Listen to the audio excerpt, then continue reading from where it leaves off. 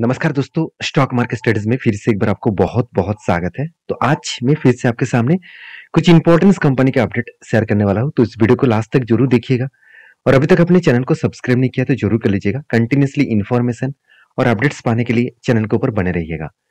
अगर आप सीखने के लिए तैयार है तो इस वीडियो को ध्यान से देखना, क्योंकि जो टेक्निकली चार्ट पैटर्न में खुद यूज करके काम कर रहा हूँ, जो टेक्निकली चार्ट पैटर्न को मैं फॉलो अप करता हूँ, तो वो मैं आपको सिखाने वाला हूँ। तो इस वीडियो को पूरा लास्ट तक जरूर देखना। तो सबसे पहले मैं बात करूंगा किस कंपनी के ऊपर। उसका नाम है IREDA।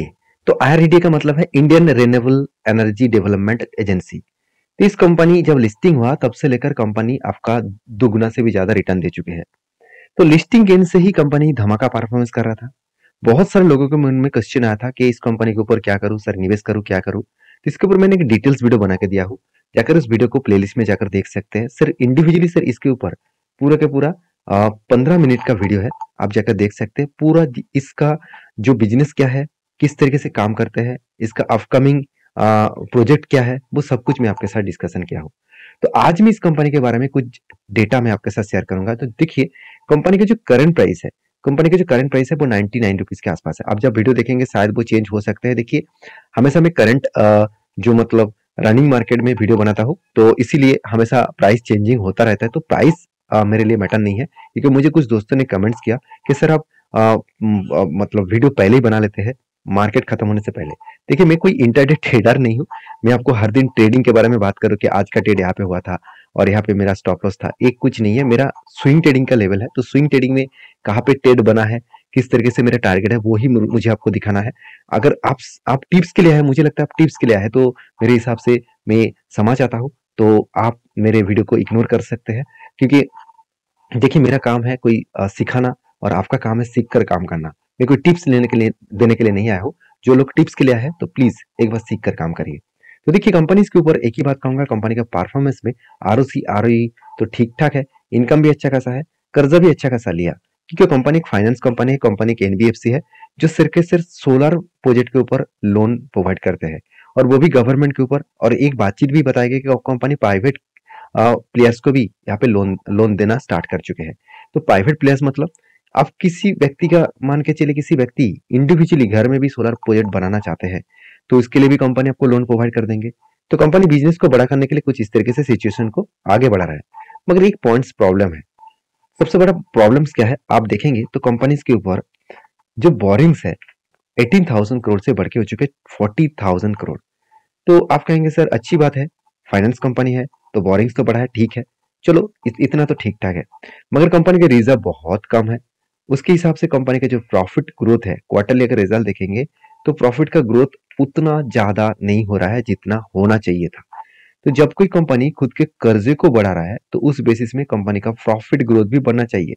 मतलब बोरिंग्स बढ़ रहा है और प्रॉफिट नहीं बढ़ रहा है, प्रॉफिट थोड़ा सा मतलब कम हो रहा है, तो इसका मतलब कुछ ना कुछ वीकनेस पॉइंट है। वीकनेस पॉइंट क्या है कि इसका डिफॉल्ट रेट का जो परसेंटेज है वो ज्यादा है। अभी डिफॉल्ट रेट क्या है, देखिए, मान के चलिए 100 रुपीज आपने लोन के हिसाब से दिया, ठीक है, 100 रुपीज आपको लोन के हिसाब से दिया।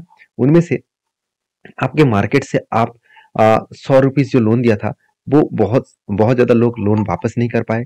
तो मान के चलिए आपको 100 रुपीज हो गया 90 रुपीज। तो लोन तो वापस नहीं है, इसका मतलब आपका पैसा तो कम हो गया। तो इसको डिफॉल्ट रेट कहा जाता है, मतलब इसको एनपीए कहा जाता है। तो एनपीए इस कंपनी के ऊपर ज्यादा मुझे देखने को मिला, जो एक कंपनी के लिए बिग नेगेटिव पॉइंट्स है। तो अगर एनपीए के परसेंटेज के बारे में बात करूं तो आप देखेंगे तो नेट एनपीए 1.61% था पिछले सालों, पिछले क्वार्टर्स में, और इस बार कंपनी बन चुके हैं 1.65। इसका मतलब जो एनपीए कम होना चाहिए था वो एनपीए बढ़ रहा है। तो यहाँ पे कंपनी के ऊपर एक खतरा तो जरूर है। तो जो लोग सोच रहे हैं कि मार्केट में कंपनी लिस्टिंग होने के बाद ही धमाका कर रहा है तो मैं भी ट्रेड कर लूं, तो इसी तरीके से सेंटीमेंट के ऊपर जो लोग काम कर रहे हैं तो वो बुरी तरीके से फंसते हैं और उसी लोगों का लॉस होता है। तो प्लीज पहले सोचिए समझिए उसके बाद काम करिए। तो एज ए इन्वेस्टर देखिए, प्रोमोटर के बाद एफआईएसडीएस के पास होल्डिंग तो है, मगर एफआईएस ने उतना ज्यादा होल्डिंग उठाया नहीं जो कंपनी के ऊपर हाई ग्रोथ दे सकते हैं। तो कंपनीज के ऊपर जो कुछ एक अपडेट है, जो अपडेट मैं आपके साथ शेयर करूंगा, तो आप देख सकते हैं IREDA जो मतलब रेलवे जो एनर्जी डेवलपमेंट कंपनी है, एजेंसी है, तो वो CMD हाईएस्ट फाइनेंशियल जो इमर्जिंग आप देख सकते हैं, इमर्जिंग ऑफ रिन्यूएबल एनर्जी, तो फाइनेंस के ऊपर रिन्यूएबल जो एनर्जी है उसके ऊपर जो काम कंपनी कर रहा है उसके ऊपर सीएमडी ने एक हाईलाइट्स किया है फाइनेंशियल डेटा के ऊपर। और फाइनेंशियल डेटा वो मैं आपको अभी इसी इसी डेटा अभी अब बता रहा था कि कंपनी का फाइनेंशियल डेटा किस तरीके से देखने को मिला है। तो जो लोग इस कंपनी के ऊपर चार्ट पैटर्न्स के ऊपर डेटा देखेंगे, तो जब लिस्टिंग हुआ तो लिस्टिंग के बाद कंपनी के ऊपर एक धमाका परफॉर्मेंस देखने को मिला। उसके बाद देखिए धीरे धीरे करके करेक्शन हो रहा है। देखिए कभी ना कभी प्रॉफिट बुकिंग तो होना ही चाहिए था, क्योंकि इतना बड़ा लंबा जर्नी होने के बाद जर्नी कितना हुआ वो भी देखेंगे। तो सिर्फ के सिर्फ आप देखेंगे तो कितने दिनों में, 12 दिनों में कंपनी 144% के आसपास रिटर्न दिया। ऑलमोस्ट आपका फंड 1.5 गुना कर दिया, 1.5 गुना आपका फंड कर दिया, और वो भी कितना, 12 दिनों में।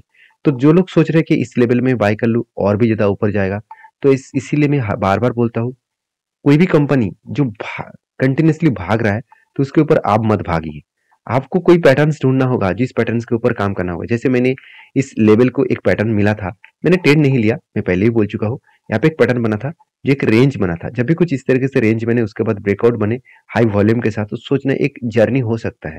तो फिर भी मैंने कुछ ट्रेड नहीं लिया, क्योंकि मुझे अभी इस कंपनी के ऊपर कुछ ट्रेड नहीं लेना है और इन्वेस्टमेंट भी नहीं करना है। मुझे 1-2 क्वार्टर और भी चाहिए, क्वार्टर का रिजल्ट चाहिए, उसके बाद मैं जरूर कुछ डिसीजन लूंगा। तो आपकी क्या राय है इस कंपनी के ऊपर, जरूर कमेंट्स करना। नेक्स्ट जो कंपनी उसका नाम है इन्फोसिस। इन्फोसिस के ऊपर एक बहुत बड़ा अपडेट है, जो इस कंपनी के ऊपर एक खतरा देखने को मिला है। खतरा क्या है? इन्फोसिस स्टॉक फॉल 2%, और वो भी पिछले दिन में हुआ था। इसलिए 1.5 बिलियन का जो ग्लोबली जो डील था वो टर्मिनेशन किया गया, मतलब वो डील को कैंसिलेशन किया गया। और वो डील किसके ऊपर था? एआई के ऊपर। तो एआई मतलब आर्टिफिशियल इंटेलिजेंस के ऊपर वो डील था, और वो भी 1.5 बिलियन डॉलर का। जो बिग आप देख सकते हैं, Infosys has announce that was signing the MOU in सितंबर, मतलब सितंबर में जो डील साइन किया गया था वो डील अभी कैंसिलेशन हो चुके हैं। देखिए इस तरीके से हर बार चीज आते जाते रहेंगे। तो इसके लिए जो लोग सोच रहे हैं कि कंपनी के ऊपर कुछ करेक्शन बिग तरीके से होगा, ऐसे बिल्कुल नहीं। क्योंकि अगर मैं कंपनी के चार्ट पैटर्न दिखा दूं तो ध्यान देना, इस तरीके से न्यूज पहले भी यहाँ पे बताया गया था कि न्यूज के बेसिस में मैं आपको बार बार बोलता हूँ। मैं चलो एक बार चार्ट पैटर्न यहाँ पे आपको दिखा देता हूँ और भी आपको क्लियर हो जाएगा। देखिए किस तरीके से यहाँ पे करेक्शन हुआ था, इस लेवल से बिग करेक्शन हुआ। उसके बाद देखिए गैप डाउन में ओपन हुआ। जब गैप डाउन में ओपन हुआ था तो एक हाई वॉल्यूम के साथ यहाँ पे बाइंग किया गया था। और मैं यहाँ पे थोड़ा सा जूम करके आपको दिखा दूं, कभी इस तरीके से कोई भी अगर सपोर्ट के आसपास, यहाँ पे एक प्रीवियस स्ट्रॉन्गली क्या था, सपोर्ट था, उसी सपोर्ट के आसपास अगर कोई भी कुछ हैमर जैसे कैंडल क्रिएट करे तो सोचना उसके ऊपर एक बड़ा धमाका मिलने का चांसेस है। तो फाइनली क्या हुआ, धीरे धीरे करके ऊपर गया। पहले मेरा टारगेट इस लेवल में था, क्योंकि इस गैप को वो फिलअप करने वाले थे। तो गैप को फिलअप किया, टारगेट अचीव किया। और नेक्स्ट जो मेरा टारगेट था वो हायर लेवल तक, मतलब इसका प्रीवियस जो स्विंग हाई है उस स्विंग हाई तक मेरा टारगेट था। तो फाइनली बहुत दिनों के बाद, बहुत दिनों तक होल्ड किया। उसके बाद देखिए धीरे धीरे करके कंपनी टारगेट को अचीव किया। तो जो लार्ज के ब्लू चिप टाइप कंपनी होता है ना, उसके ऊपर एक बात आप याद रखना, आज नहीं तो कल वो कंपनी आपको जरूर टारगेट देगा। मान लेता हूँ कंपनी के सेक्टर में प्रॉब्लम है, कंपनी सेक्टर में अभी इकोनॉमिकली स्लो डाउन है, फिर भी कंपनी में इतना दम तो रखते हैं, क्योंकि लार्ज कैप कंपनी है, यहाँ से वहां से तो पैसा वो जुटा ही लेंगे। तो इसलिए उस कंपनी के ऊपर हमेशा आपको कभी भी डिस्काउंट में मिले, मान के चलिए आप कहेंगे सर क्या अभी मैं बाय करूं, तो यही हम लोग गलती कर लेते हैं। जब ऑलमोस्ट कंपनी टारगेट अचीव कर चुके हैं, ऑलमोस्ट कंपनी टॉप लेवल में है, हम लोग को वहां पे बाय नहीं करना है। हाँ आप सोच रहे हैं कि मैं लॉन्ग टर्म के लिए काम करूं, तो वो अलग बात है। तो फिर भी वॉरेन बफेट जी ने एक बात कही है कि कितनी भी अच्छी कंपनी हो, अगर वो कंपनी आपको डिस्काउंट में शेयर दे रहा है तो उस कंपनी के ऊपर आपको जरूर कुछ सोचना चाहिए। तो इस कंपनी के ऊपर मेरा कितना ट्रेड बना, 27% के आसपास ट्रेड बना, और एक शानदार तरीके से ट्रेड बना। और ट्रेड भी देखिए ऑलमोस्ट कंपनी देखा जाए तो 8 to 9 मंथ के बाद कंपनी टारगेट अचीव किया। देखिए 9 मंथ में 27% का गेन मिला, इससे बड़ी चीज और क्या हो सकते हैं। तो हमेशा इस बात को आपको याद रखना है कि कभी कभी इस तरीके से सिचुएशन बनेगा, जिस सिचुएशन को आपको फॉलो करके चलना होगा, इस सिचुएशन को आपको समझ कर चलना पड़ेगा। तो इन्फोसिस के ऊपर मेरा राय जो था वो मैं आपको शेयर कर चुका हूँ। अभी नेक्स्ट जो कंपनी उसका नाम है टाटा मोटर्स। देखिए टाटा मोटर्स के ऊपर एक बहुत बड़ा अपडेट है, और अपडेट आपको देखना चाहिए। देखिए टाटा मोटर्स के ऊपर एक बहुत बड़ा टारगेट भी रखा गया है, और टारगेट किसने रखा? शेर खान। आप सभी जानते हैं शेर खान एक स्टॉक ब्रोकिंग, एक मतलब एक स्टॉक ब्रोकिंग कंपनी के साथ साथ एक मनी मैनेजमेंट कंपनी है, जो एक मतलब पीएमएस स्कीम भी चलाते हैं। तो इस कंपनी ने टाटा मोटर्स के ऊपर टारगेट दिया 840। तो 840 इसका टारगेट है, और वो भी किसने दिया? शेर खान ने दिया। तो इस टारगेट कब दिया गया? एंट्री लेवल दिया गया था 20 तारीख को दिसंबर में, और इसका टारगेट इतना रखा गया। तो मैं आपको हर बार एक चीज बार बार कहूंगा कि मेरे बात सुनकर, किसी के बात सुनकर, किसी ने भी कोई भी टारगेट रेंज बता रहा है तो उसको सुनकर डायरेक्टली उसके ऊपर टूट मत पड़ जाना कि चलो इतनी बड़ी कंपनी ने एंट्री दिया, टारगेट दिया तो चलो मैं बाय कर लूंगा। ऐसे बिल्कुल मत करिए। देखिए हर किसी का अलग अलग ओपिनियन है। शेर खान ने कुछ अलग ओपिनियन के हिसाब से उन्होंने टारगेट रखा। उनका स्टॉप लॉस कहाँ पे है क्या हम लोगों को पता है? बिल्कुल नहीं।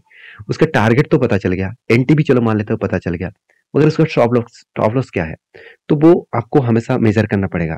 क्योंकि हम लोग यही करते हैं कि कोई बड़ी न्यूज चैनल में किसी ने बता दिया कि यहाँ तक टारगेट बनेगा, हम लोग ट्रेड ले लेते हैं। कोई बड़ी इंस्टीट्यूशन ने बता दिया कि यहाँ तक टारगेट बन सकता है, हम लोग ट्रेड ले लेते हैं। कोई इंस्टीट्यूशन ने बता दिया कि अब शेयर गिरने वाला है तो हम लोग बेच देते हैं लॉस में। तो ऐसे मत करिए। आपको सीखने का जरूरत है। टाटा मोटर्स के ऊपर आप बाई क्यों करेंगे वो पहले सोचिए। देखिए बाई इसीलिए मैं इस कंपनी के ऊपर करके रखा हूँ। मेरा पहले भी एक एंट्री है। जो पहले एक एंट्री था वो टारगेट अचीव हो चुके। सेकंड जो एंट्री है वो भी मैं आपको दिखाऊंगा, कहाँ तक मेरा टारगेट है वो भी दिखाऊंगा। उससे पहले देखिए मैंने एंट्री क्यों लिया वो समझना जरूरी है। क्योंकि कंपनी बता रहा है कि 2025 के अंदर अंदर कंपनी के ऊपर जो डेप्थ है 2.38% का जो डेप्थ है वो ना के बराबर लेके आएंगे, और 2030 में कंपनी का जो टोटल डेप्थ है वो उस डेप्थ को जीरो करेंगे। तो यही कारण की वजह से मैं इस कंपनी के ऊपर बुलिश हूँ। देखिए इस कंपनी के जो ग्रोथ है वो अपकमिंग टाइम्स में और भी ज्यादा बढ़ने वाला है। क्योंकि टाटा टेक्नोलॉजी सर्विसेज का जो आईपीओ आया था, आईपीओ टाटा मोटर्स इसीलिए लेके आए थे क्योंकि कुछ फंडिंग मिले। उस फंडिंग से टाटा मोटर्स का ग्रोथ और भी कर पाए। जो इसका सबसे ज्यादा लग्जरीज गाड़ी है जैगुआर और लैंड रोवर, वो गाड़ी को वो अभी और भी ज्यादा मॉडिफिकेशन और भी ज्यादा इलेक्ट्रिक व्हीकल्स के ऊपर भी काम करने वाले हैं। इस सारी चीजों को करने के ऊपर कंपनी का ग्रोथ होने का चांसेस है। आप कहेंगे सर जैगुआर और लैंड रोवर में क्या ग्रोथ कंपनी को दे रहा है? देखिए सबसे ज्यादा अगर कंपनी को रेवेन्यू मिल रहा है वो जैगुआर एंड लैंड रोवर के ऊपर मिल रहा है। तो सोचिए 67% रेवेन्यू उसी लग्जरीज गाड़ी में आ रहा है। तो उसके ऊपर कंपनी तो ध्यान देंगे। क्योंकि हमेशा एक चीज को आपको ध्यान देना है, जो आप जिस काम में फील्ड में आपका ग्रोथ हो रहा है, जहाँ पे आपको सबसे ज्यादा मतलब प्रॉफिट आ रहा है, जब जहाँ पे आपको सबसे ज्यादा जिस टेक्निकली चार्ट पैटर्न को फॉलो करके आप काम करके प्रॉफिट कमा रहे हैं, उस पैटर्न्स को हमेशा याद रखिएगा और उस टेक्निकली चार्ट पैटर्न्स के ऊपर ज्यादा से ज्यादा आपको ध्यान देना है।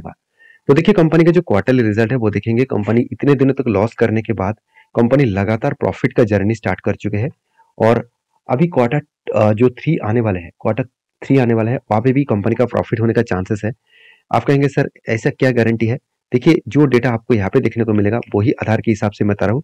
कंपनी ये जो डेटा है वो टीटीए मतलब करंट जो ईयर अभी चल रहा है, करंट जो ईयर चल रहा है, करंट जो टाइम चल रहा है, उस टाइम के बेसिस में कंपनी के ऊपर अच्छा खासा प्रॉफिट ग्रोथ देखने को मिला है। तो इसका मतलब कंपनी में अपकमिंग टाइम्स में भी अच्छा खासा प्रॉफिट ग्रोथ देखने को मिलेगा।